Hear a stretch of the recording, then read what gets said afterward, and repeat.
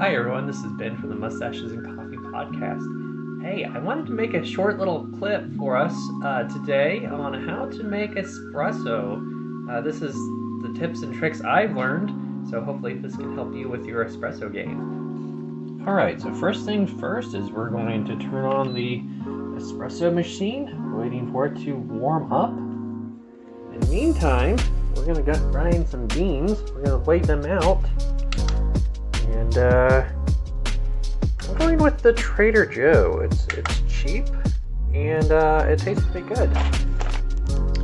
So I'm going to do about 15 grams, and it's the size of my. There we go. 15. It's the exact size of that. It fits. And then a little trick I've learned is you want to spritz it a couple times. Give it a little shake. That way the static electricity that builds up in the grinder does not cause it to stick to the sides. Alright, we're going to go ahead and pour that in. Gotta get all those good coffee beans from sticking. There, got it out. Alright, so we're going to grind this. Normally you can do the espresso grind all the way up here, but I've noticed actually with this espresso machine, if you put it down here, it actually does better. So go ahead and grind that. Alright, so the beans are now ground.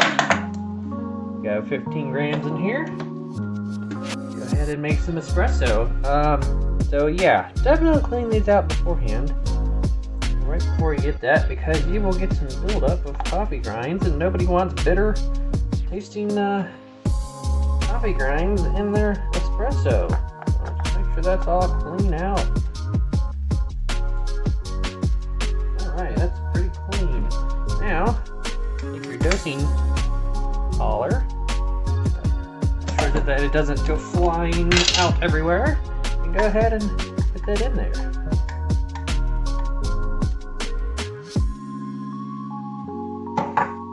Now, my next step is this doodad. It's got needles in it. And I got this off of a porcupine. He let me borrow these. So I just want to mix that up a little bit. Make sure there's no clumps in your espresso.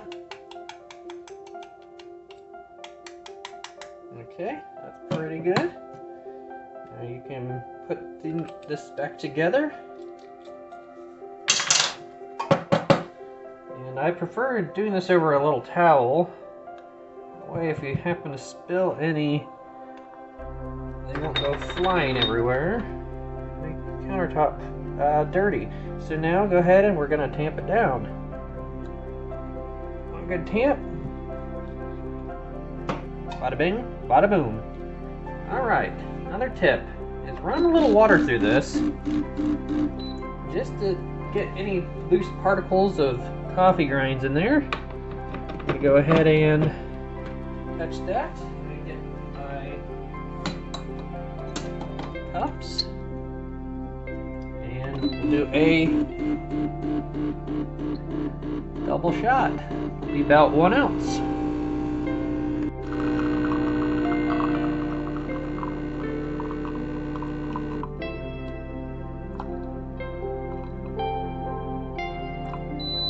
Alright, so it is done.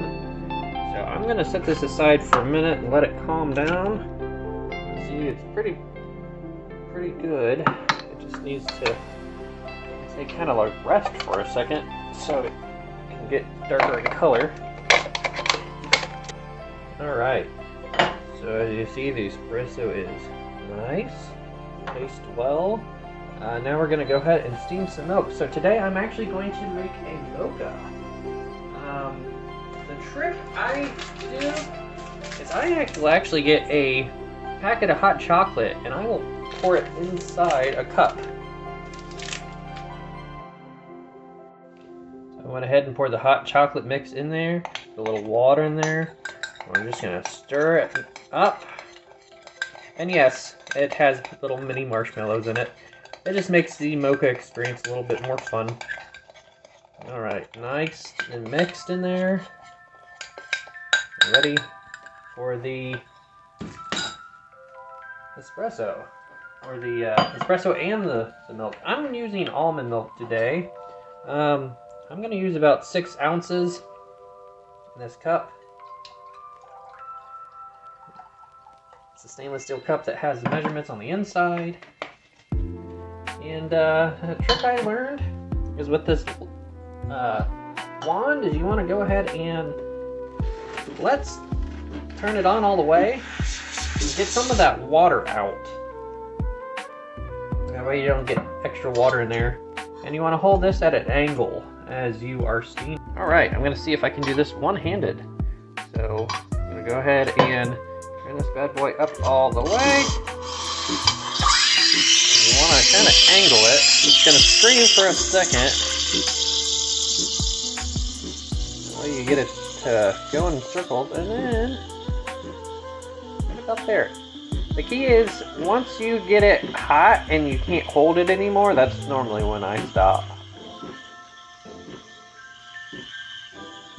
Steaming, steaming, steaming.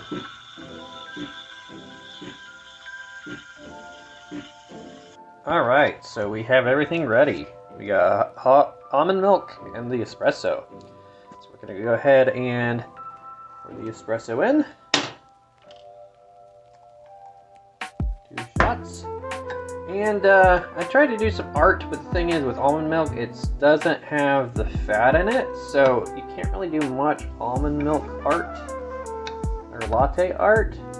There is some almond milk you can get that has a little bit better quality where you can try some latte art.